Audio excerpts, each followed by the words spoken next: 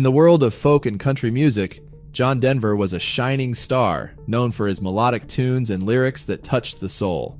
But on an ordinary October day, his life would take a chilling turn. Picture this: the cockpit of a small private aircraft soaring above the picturesque landscape. John Denver, the man behind hits like "Take Me Home, Country Roads," was at the controls. He loved flying, and it was a passion that took him to new heights. Yet in those terrifying last minutes, something went terribly wrong. Join us as we journey through the remarkable life of John Denver, a tale of music, adventure, and a fateful journey that would leave the music world in shock. John Denver was actually born as Henry John Deutschendorf Jr. on December 31, 1943. The Jr. in his name was a tribute to his father, Henry Deutschendorf Sr., who was not only a U.S. Air Force pilot but also a flight instructor.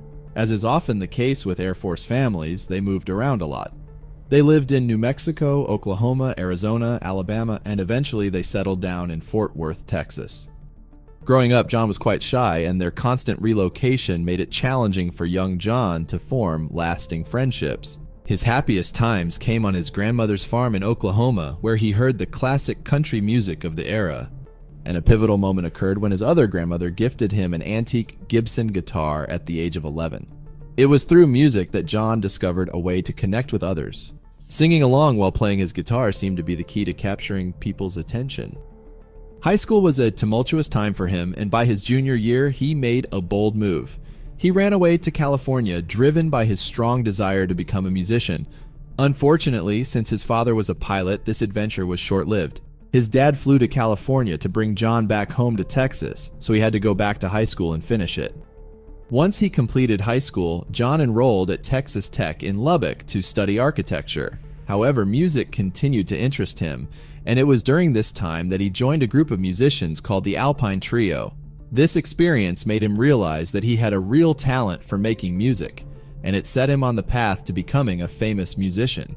He was getting better and better, booking gigs and singing in local clubs. This made him decide to leave college behind and set his sights on Los Angeles to fully immerse himself in the world of music. Have you ever heard the song "Leaving on a Jet Plane" by the folk group Peter, Paul, and Mary?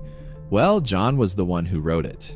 Interestingly, he penned this song during a layover when he was feeling exceptionally lonely. But you see, airplanes held a special place in his heart because flying was his passion, right alongside his love for music. 'Cause I'm leaving on a jet plane. When "Leaving on a Jet Plane" became a hit, it catapulted John's popularity in the music industry. Recording studios loved his wholesome image, and recording executives convinced John to change his last name for better brand recognition. He took his stage name from the beautiful capital city of his favorite state, Colorado. John Denver was born. Later in life, John and his family settled in Colorado, and his love for the breathtaking Rocky Mountains inspired many of his songs.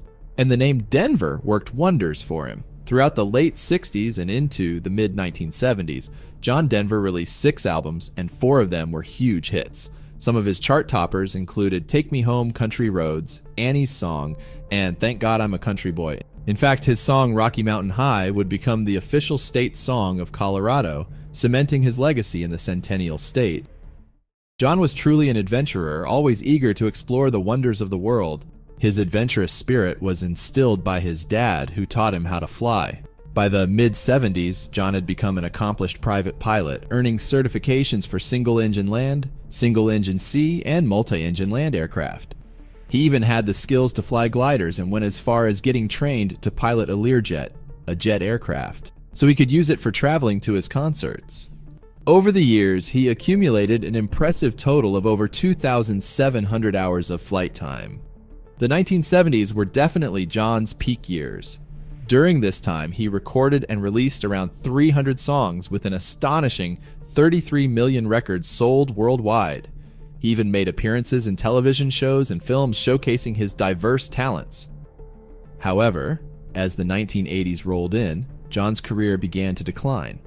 While he continued to perform, he shifted his focus towards activism. Notably, he was one of the first artists to incorporate environmental messages into his music, starting with the song "Whose Garden Was This?", written by Tom Paxton.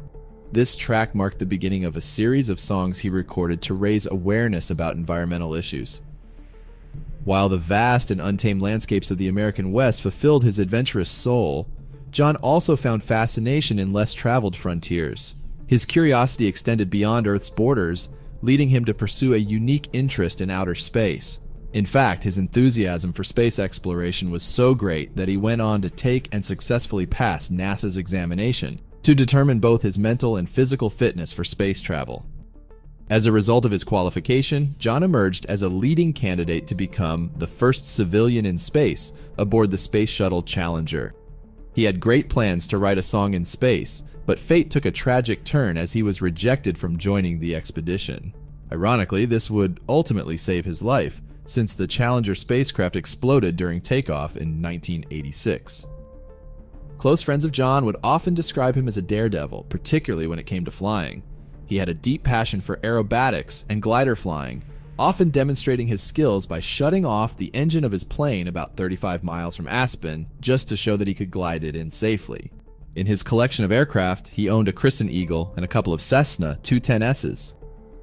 However, in 1997, John Denver sought a new thrill, leading him to discover the Long Easy, a popular home-built aircraft. This specific plane was constructed in 1987 by a builder in Texas and had a unique modification.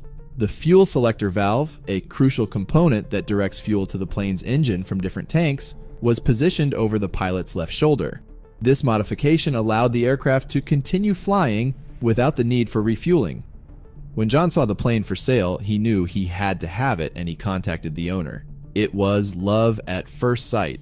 The owner assured him that the plane was in great shape with no mechanical problems to worry about, and they scheduled a meeting to take it for a test flight.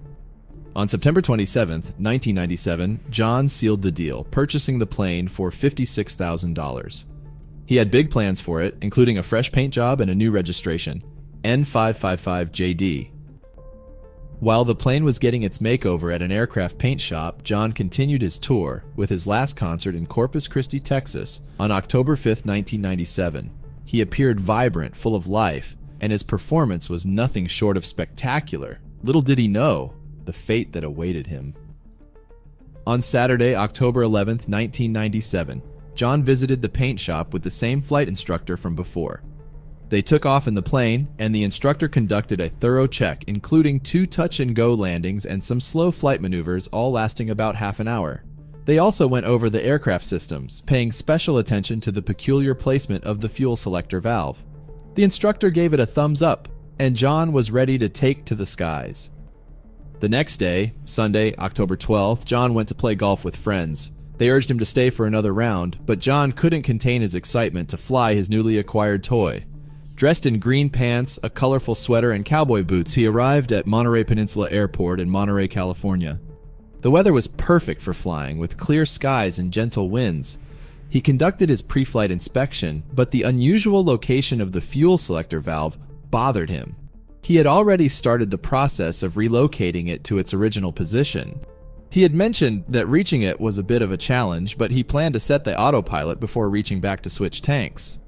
Shortly after 5 p.m., with the right wing having less than half a tank of fuel and the left wing less than a quarter full, John contacted ground control and got clearance to taxi. At 5:12 p.m., he received permission to practice 3 touch-and-go landings, a maneuver where the plane briefly touches the runway before taking off again. Everything seemed normal. At 5:27 p.m., he requested to leave the pattern and fly around the area. Tower approved this request, but asked him to confirm a 4-digit code. When they couldn't identify him, they asked him to reset his transponder. "Do you have it now?" John asked. It would soon become clear that those would be John's final words. Just a minute later, at 5:28 p.m. Pacific time, something went terribly wrong. The plane, which had been flying peacefully moments before, suddenly nosedived towards the Pacific Ocean, not far from Pacific Grove, California. Eyewitnesses on the ground saw the plane flying about 500 feet above them when it sharply tilted to the right and plunged straight into the ocean. Some of these witnesses also heard a strange noise, like a pop or backfire coming from the plane's engine before it went down. The plane was so low that there was no time for anyone to do anything.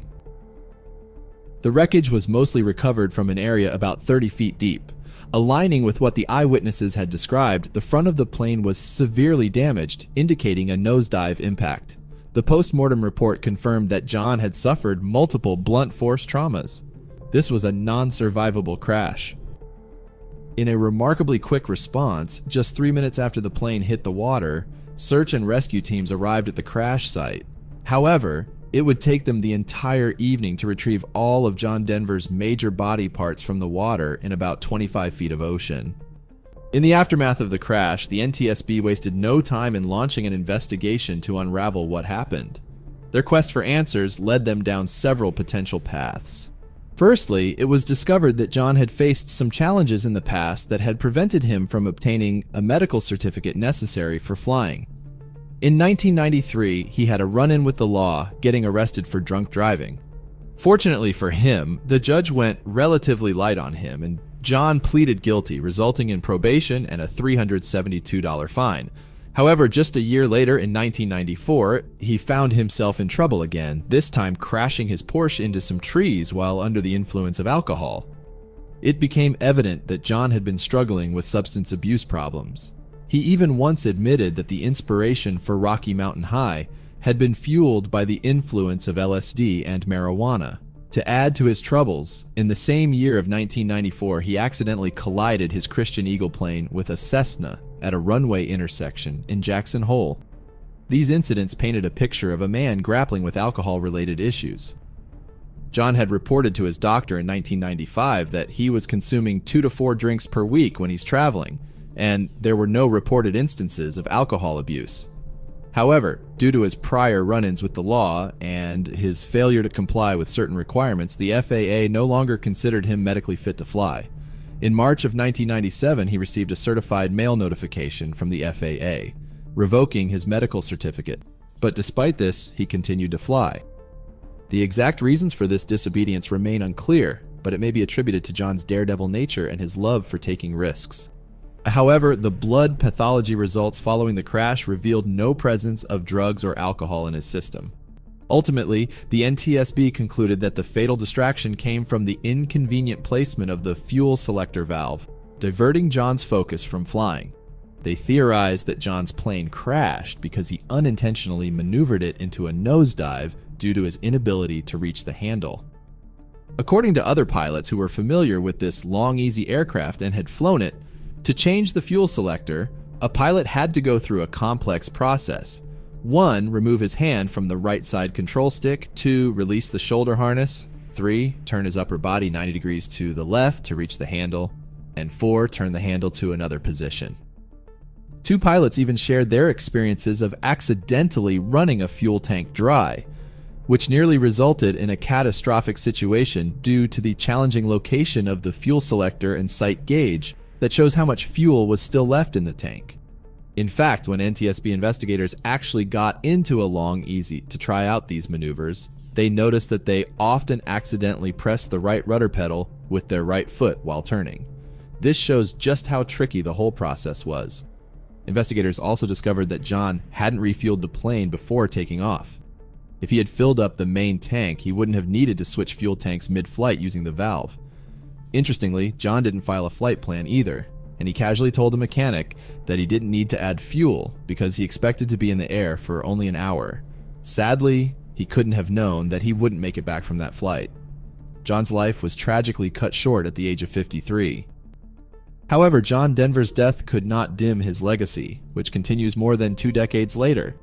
In the heart of Denver, Colorado, a magnificent bronze statue stands tall on the grounds of Red Rocks Amphitheater, home to the Colorado Music Hall of Fame. The statue stands 15 feet tall, and it depicts John in the role of conservation activist, welcoming a gigantic eagle onto his arm with a guitar strapped to his back. In October of 2014, John Denver received a star on the legendary Hollywood Walk of Fame. 2 of his 3 children, Jesse Bell and Zachary, were present for the star's grand unveiling. Today, his legacy continues to touch the hearts of countless individuals, offering them comfort and inspiration through the enduring power of his music.